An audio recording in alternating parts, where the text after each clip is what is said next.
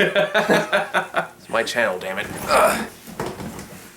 Hey guys. Ugh. Are we recording? Yes, we're recording. All right. If you're looking at the big thing that said recording right there. Well, so it does. You're just too busy singing your new hit single. Yeah. It's true. I'm gonna be famous. It's gonna be great. Except I'm not gonna be famous, and it's gonna be terrible. It's gonna be. I was gonna say it's gonna be. No, it's gonna be like you're Tesla and I'm. You're Edison. I'm Edison. I'm going to destroy you. So Edison, you're gonna steal all of my original concepts. Yes. And all right. Yes. I'm just glad we're. And I'm gonna agreeing on sue that. you for it. Excellent. Edison, one of history's greatest dicks. Anywho, hey guys, so this is something we wanted to do for a long time, but right after I proposed this idea, either you got really busy or I got really busy. But oh, hi Shade. You want to come up, Shade? Come here. You're gonna do the review with me. There you go. Okay. This is how manly Michael is. Look at that dog. He is firm in his masculinity. Hey, only a confident guy could carry around a little tiny black Pomeranian like this. Yes. A confident guy. Anywho, so we decided we want to do a new vlog series. We haven't done it in a while, so we decided we want to look at the DC animated stuff. Since you're a big fan of animation, so am I. I thought about doing Marvel, then I thought I was like, no, Marvel hasn't made. What are you doing? You want to go? She doesn't know what she wants. Okay. So DC has made some classic animated films over the years, and I thought we'd be coming in with some of the more recent stuff. Nope. I was like, no, we're going to start way at the beginning. I'm circa 1993. So we're here to talk about the first one in our long list of hopefully bi-weekly show, which is Batman, Mask of the Phantasm, which is, often regarded as like a cult classic. Oh, totally. Yeah, it still holds up pretty good. Yeah, no, definitely. Kevin Conroy is Batman, as only he should be. He is Batman. Like even back then, he's Batman. I kind of prefer like the refined version of Batman he would do later on, with a deeper baritone voice. This is like in the '90s Batman age where he's kind of doing the slightly higher pitch tone, which I never found quite as intimidating. That's all right. I still remember telling my grandmother, who helped raise me and my sisters, to hurry home so that I could watch Batman, because it started like right when I got out of school. Nice. And so going back and rewatching, there have been all these episodes where I'm like, man, I don't remember the first 5 to 10 minutes of this episode. Because you're always late. Exactly. So this is why it's important to be on time. It's true. One point before I get started is this is largely going to be a Patreon exclusive series. So the first episode, it will be here on YouTube, but future episodes will be on the Patreon page for about, I want to say, $5 pledgers. I think is fair. Okay. For exclusive content. Maybe, it depends whether you guys, there's enough interest. If I'm generous, maybe I'll probably make this like a $1 pledge exclusive thing. We'll see, yeah. Whatever you guys want, we'll figure it out. Whatever you think my face is worth. So 50 cents then. And so start charging his Patreon today. I'm not even sure what that means. But so it means you're going to pay them to watch this. I'm not even going to go into the politics of that. There's already politics enough at Patreon. No, yeah. But anywho, yeah, so... yeah, so Mask of the Phantasm, like I said, it's still really fucking good. That's fantastic. Like, even like today's standards, I mean, some of the animation is a little dated. Totally, but there's an animation style that has not been used much outside of the Batman animated series. Yeah, like even Superman went with a more simplistic version of it. Well, definitely. Well, and what I mean is in almost all of the scenes where they take place in a darker setting, so nighttime shots in the sewers, etc., one of the tricks the animation teams would use was they'd start with black paper, and they'd add color on top of that. Really? Yes, and so that's part of how you get that really dark feel with Batman the Animated Series and Batman Mask of the Phantasm and whatnot. Is if you watch for it, you have you can tell that it's just a naturally darker feel, and that's how they pulled that off. Huh. So it's something that really is iconic to this series. How did you know that? I love animation. Okay, cool. Yeah, I learn every day. Like, looking back at this now, there are a few things I didn't notice when I was a kid, and that just, like, how fucking scary the Joker is in this movie. The Joker is always supposed to be terrifying. But I know. in this one, he's on top of his game. If Joker ever took over Tomorrowland, we now know what it would be like. Like, this is also... Or I guess we've known since 1993. So, yeah, pretty much. Like, I was watching this now, and I kind of realized, like, dear God, like... Tomorrowland really ripped off Mask of the Phantasm. Did it? A little bit. Like, All right. especially like in the jetpack scene towards the end is like very reminiscent of the scene we saw in Tomorrowland at the beginning. And I have my issues with Tomorrowland, but that's a whole other thing. I wonder if that's directly stealing from this specifically. Probably or not. You get some similar fight scenes with the Rocketeer. Yeah, I'm like, it's a little bit of Rocketeer, a little bit of that. Some guy has a jetpack and they're punching each other. I mean, like, the other one doesn't have any punching each other. It's more just like wild races with the jetpack. Yeah, that's true. At least in Tomorrowland, that's what it is. Here it's punchy. Okay. Here's a punchy scene. But yeah. But yeah, like and especially now, I kind of realize just how much of a lost opportunity it is to not use the Phantasm character again. Right. Like the character made a very brief cameo in a Justice League Unlimited episode. Very, very briefly. Did you see that? You know what show I'm talking about? It's been a few years. We'll have to rewatch. Maybe actually. It was the epilogue episode, the one that explains like Batman Beyond's origin. Like Amanda Waller hires the Phantasm to go kill Terry's parents, but backs out of it. Because she realizes that Batman wouldn't do that. So that's a big no-no.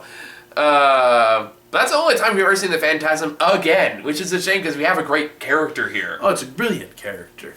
I would wonder, you know more about the comics than I do. I don't think Has the Phantasm ever been a regular character in the comics? I don't think so. Like, I think it was like made exclusively for the movie again, and maybe it popped up once or twice in the comic books. If it did, I don't know, because this character never came from the comic books. This was made strictly for the movie.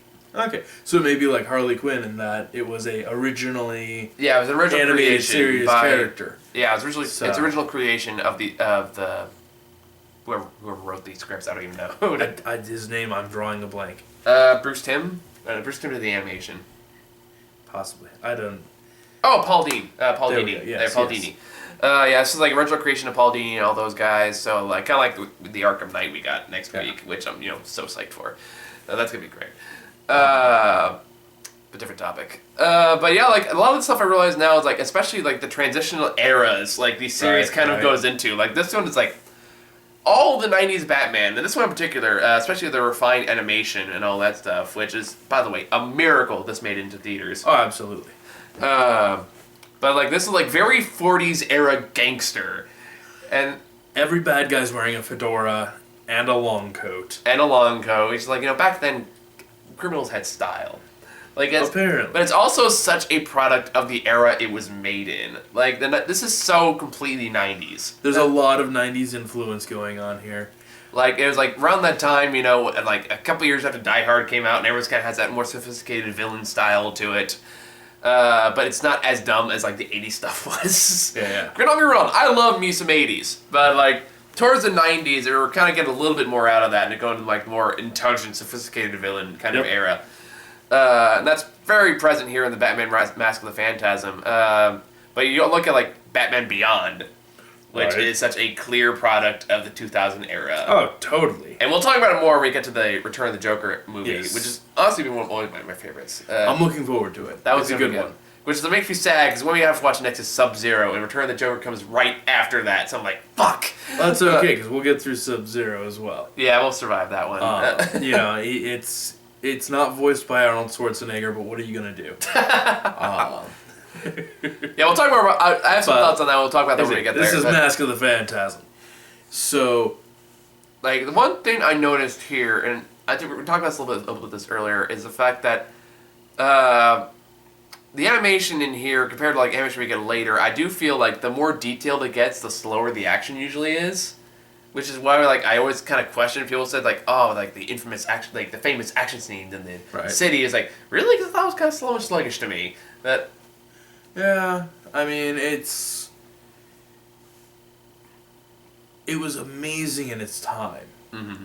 Now we don't have the same patience span. We're expecting things faster, more intense, and so that's the idea.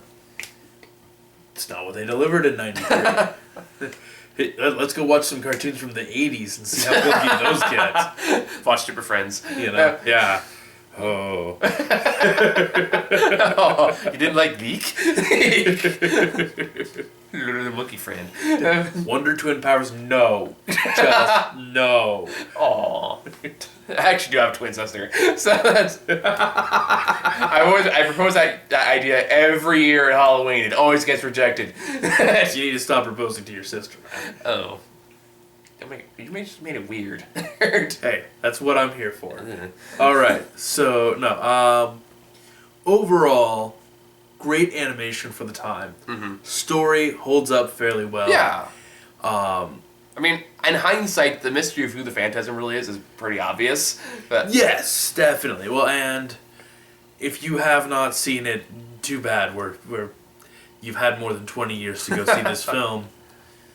Batman's girlfriend is... Exactly. Batman's girlfriend is the Phantasm. She's... We'd never heard of her before this story. They rework part of Batman's backstory to fit her in.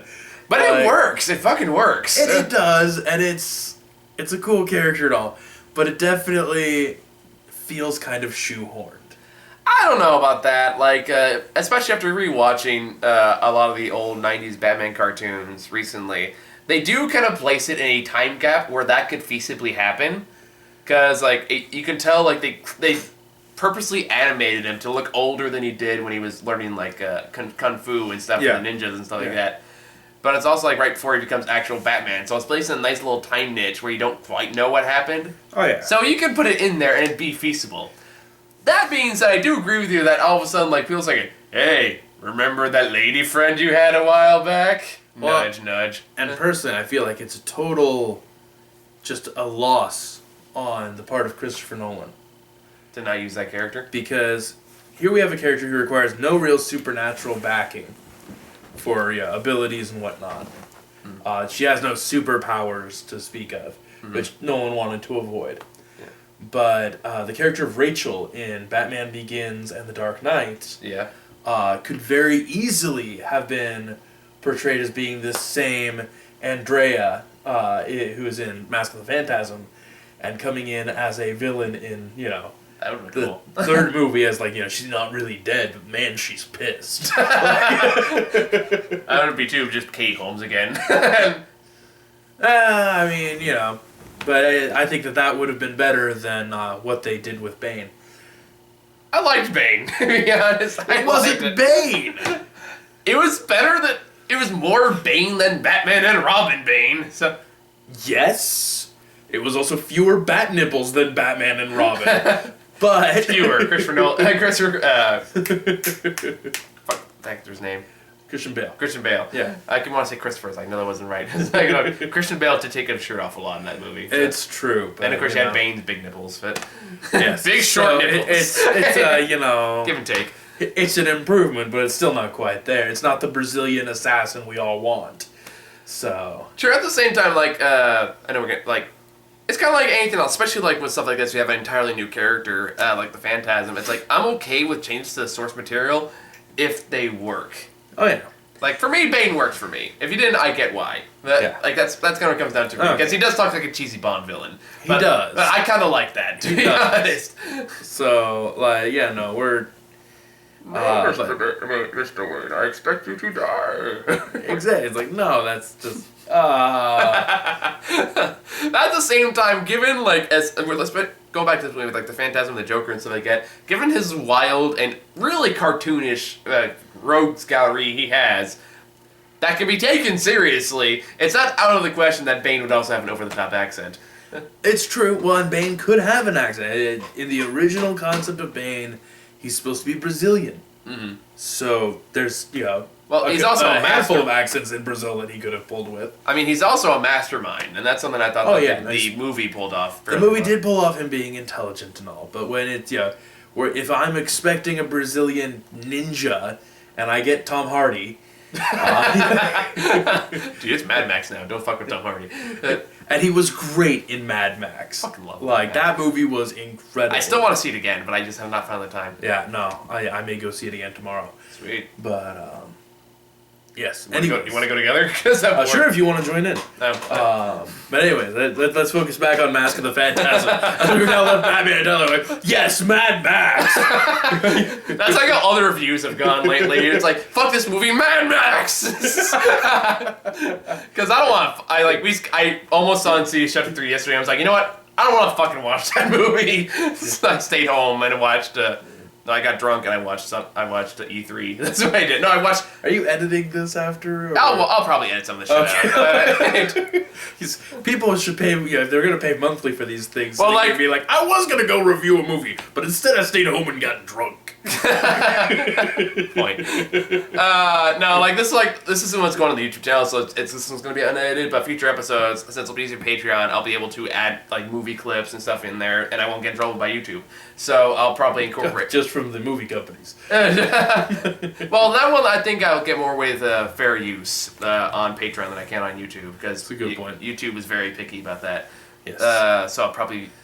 Anyways. Future episodes will be more edited. Future episodes will be more edited, less of me. It's going to be great. I'm going to be like 10 pounds thinner. We can't back that at all. I was gonna say, what exactly do you want me to do here, man? Hi, Shade. Edit me! It's got a green screen in the back. Make me beautiful! There you go. There's your pitch. Support our Patreon page so I can afford the costly wage it would take to make Wes even look remotely appealing.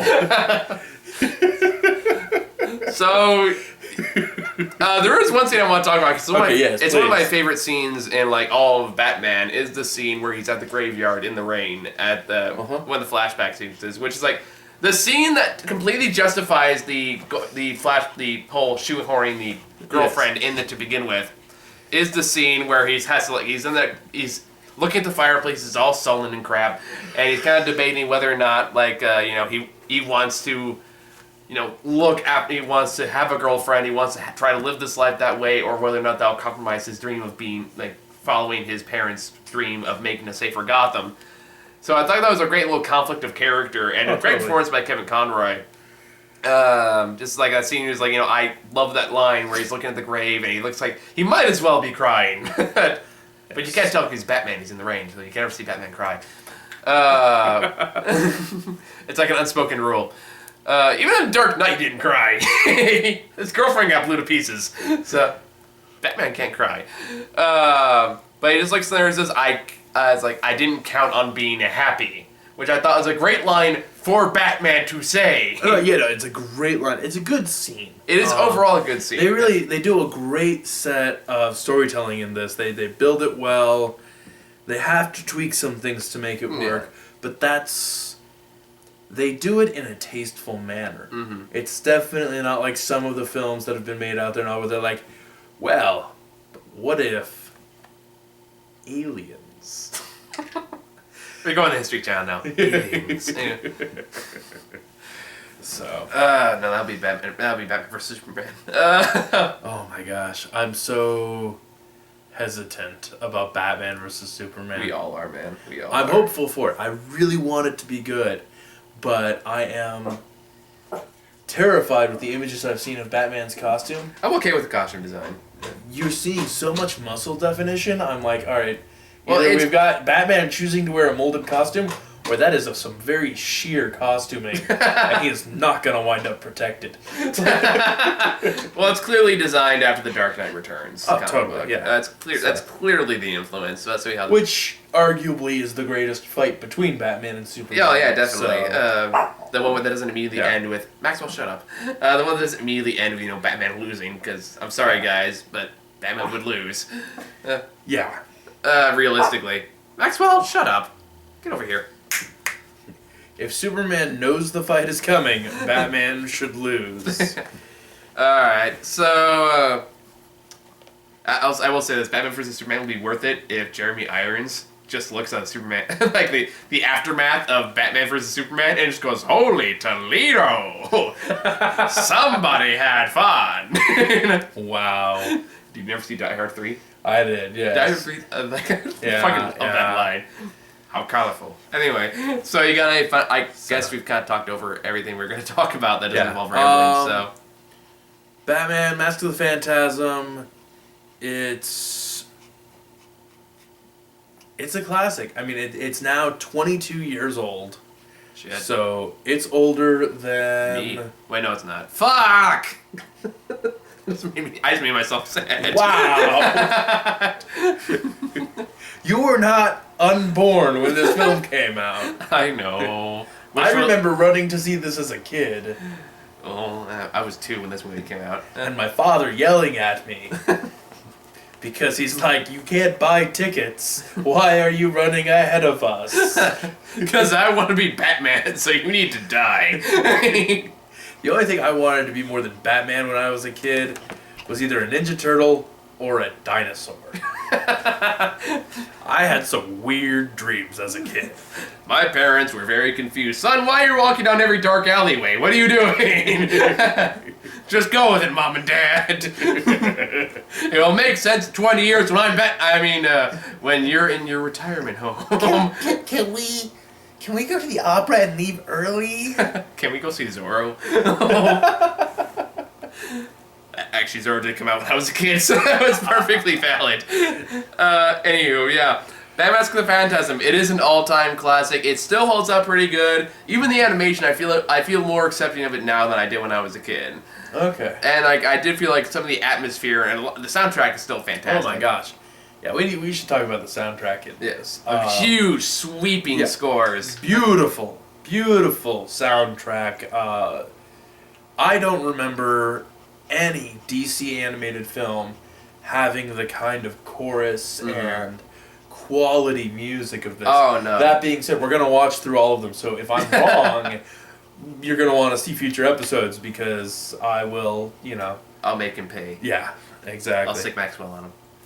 He will be vengeance. He will be the knight. He'll be Michael. Here. I'm gonna get you. Oh, sorry, Maxwell. It's okay, buddy. You're okay. I mean, even like the music really shines, and like that, especially in that iconic shot where the Phantasm is holding the Joker in her hands, and the Tomorrowland is exploding behind him, and he just starts laughing, and the score just swells up to this beautiful crescendo. Oh, it's all so good. I mean, just the opening scene. Mm-hmm. Like, before anything has really happened. Just the city skyline. You see the city skyline, it's the classic Batman theme from the animated series, but it's done with this ghostly choir sound that is just amazing. Oh yeah, like a lot of stuff still holds up. The atmosphere still really holds up. Oh yeah. I mean, granted, I always prefer the more classic black on gray ensemble rather than the little orange circle, but... Yeah, both are good. Yeah. I'm okay with both. The yellow or orange symbol is, obviously less stealthy. Yeah. Calm down, Pooch. My word. You're okay, boy. All right, so I think we've killed enough time on this one. I think we're good. Yeah, no. Yeah, we're good. All Check right. it out if you like it. Look at the other stuff on the channel. Yeah. And if you feel like donating to us on Patreon, that would be awesome. Yes, we would love you forever, and because we need the money. Yes. Because I want to pay these people eventually for doing this shit with me. They deserve it, goddammit. Like, you guys have worked your ass off to help me with this crazy shit for like almost 3 years. We're happy to be a part of it, but getting paid to do it would be even more awesome. I know, like that was always one of the goals from day one, was to eventually pay you guys, because you guys have really been helping me out so much these past few years, and I feel like you deserve some reward for that. Oh, well, rather that would than, be great. hey, here's your reward, you get to watch Kirk Cameron Saving Christmas. Yeah. Again. Well, if it comes to the point where you're able to, pay all of us, then all I can really say is that thank you for making that possible. Because it's not him doing it. Hey, I'm barely getting by on my money, dude. I'm going to PAX this year, too. That's going to seriously dent my wallet. I was going to go to PAX. You weren't even get a ticket? Tickets sold out by the time I got through the waiting line. Oh, dude, that's So nice. I got friends going. It's gonna be amazing. I'm sure you guys are gonna have a great time. Yeah. Anyway, so do we have time for another movie? Well, not right now. I mean, they're not gonna sit here and watch us watch the No, next movie. And you're not editing this. What are you doing with your life? Oh, okay, fine. Good job. Up down, buddy. You go, buddy. All right. See you all in Sub-Zero.